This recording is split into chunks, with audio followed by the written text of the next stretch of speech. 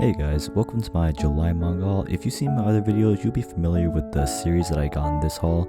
I got a few pre-orders and just updated a few series that I already had in my collection, so let's get right into it. Grand Blue Dreaming is becoming one of my favorite comedy manga series in my collection, and in volume 13, the comedy is still as great as ever. It revolves around a group of college kids who are all in the deep sea diving club, and what I like about this series is that the plot is always moving, unlike some other comedies where every chapter seems kind of like a random event meant to make you laugh. This series not only has great comedy, but also has a great plot. In this volume, we see the group go to a scuba diving store to help with their tours and learn more about diving. The artwork and the comedy are definitely some of the best I've seen, and what I didn't expect is that there's a romance currently picking up in the story. I'm a huge fan of romance, and this series isn't tagged as one, but it doesn't really focus too much on it, but there's definitely enough to make me more interested in what's to come. If you're looking to not only laugh, but also read an engaging story about college kids having fun while pursuing their passion of diving, Grand Blue Dreaming is a great pickup. Next is volume 3 of Whisper Me a Love Song, which is actually a really cute Yuri series that I picked up recently. You have two girls, one who doesn't really know what it's like to be in love, and the other one who's in love with the other girl. The plot is kind of similar to Bloom Into You, but I would say this series is less serious and has a lot of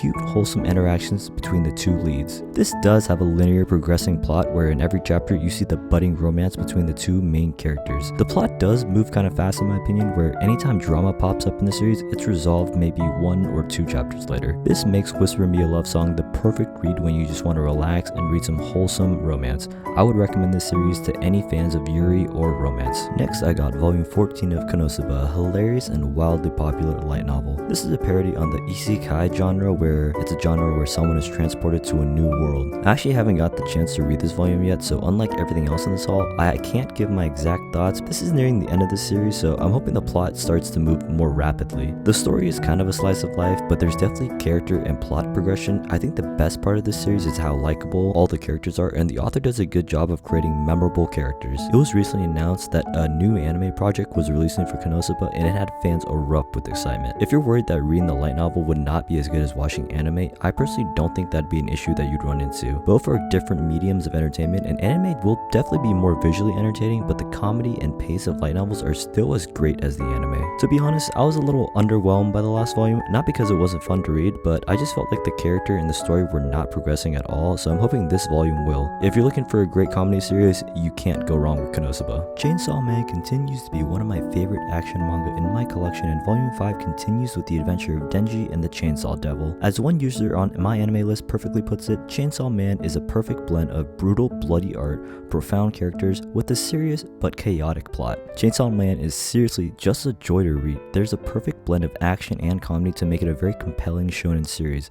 The author uses comedy as a way to not only make the series more entertaining, but as a way to make us love the characters even more. Chainsaw Man, of course, isn't all about the comedy and action, and the biggest hook has to be how great all the characters are written, and you feel the pain and the joy they go through. This series is pretty dark for how lighthearted some of the moments are, as the author has just as many dark moments that remind you how the world is filled with people trying to kill each other for one reason or another. I believe there's a reason that this series is loved by many, and with an anime adaptation coming later this year, now is a perfect time to get into Chainsaw Man. Boarding School Juliet gets better with every volume I read, and I'm upset that I only picked up 4 more of this series. It's a play on Romeo and Juliet, where the two main characters are in a secret relationship with each other in a boarding school where they are part of opposing factions who hate each other. I think this series is a great romantic comedy with a great cast of supporting characters, each with their own quirky personalities that perfectly complement the main characters. The plot has enough drama to move the series forward without making every chapter seem like the same old boring shtick. It's not just a story where Romeo and Juliet are on a secret date and oh no, someone happened to almost catch them and they cleverly dodge them with some hilarious stuff happening in between. No, this story has proper arcs that not only add character development to the two main leads, but also to each of the supporting casts. This is important because the main plot is a story where Romeo and Juliet are trying to change the world's perspective on the two opposing factions. These arcs show their progress towards accomplishing their goal, and their love is not wrong, and that people are not meant to be divided like this. I believe that Boarding School Juliet is one of the best rom-coms I've read recently, and I can't wait to see how this series ends. I'm gonna get the rest of this 16 volume series, and I hope you pick it up as well. Blood on the Tracks is still a super creepy series that revolves around a boy and his overprotective mother. Volume 6 resolves the drama that occurred in the last volume, but brings along more with it, and I'm very excited to see what this volume sets up for the big drama to come. Blood on the Tracks is made by the same author who created The Flowers of Evil, which follows the same style of human horror. The events in the story are creepy, but at the same time, they're realistic, which honestly makes them even creepier. There's no external evil or monster out to get the main characters, rather the author does a good job of showcasing the evil and ugliness within each other character. Everyone is trying to do what they believe is the right thing, but everyone's moral beliefs are based on their own personal experiences, and unfortunately some people's morals are tainted by the horrors of their own lives. Blood on the Tracks is a story about a mother who is extremely overprotective and overbearing, and her son who has been so gaslit by his mother that he follows her every word. I believe I'm currently reaching the midway point of the series, and I recommend this to anyone who's looking for a thrilling human horror to read. Last manga haul, I said I would immediately order the rest of this series, and that's exactly what I did. I got the rest of the perfect editions for 20th Century Boys, which completes my collection, and I finally get to see the end of the story. 20th Century Boys is a story about a man who's trying to take over the world and end humanity using plans that he stole from a group of childhood friends. Now those same childhood friends come together in the year 1999 to battle the man and try to save the world. There's a small 2-volume sequel called 21st Century Boys, and I'm hoping that will tie up the loose ends left by the series.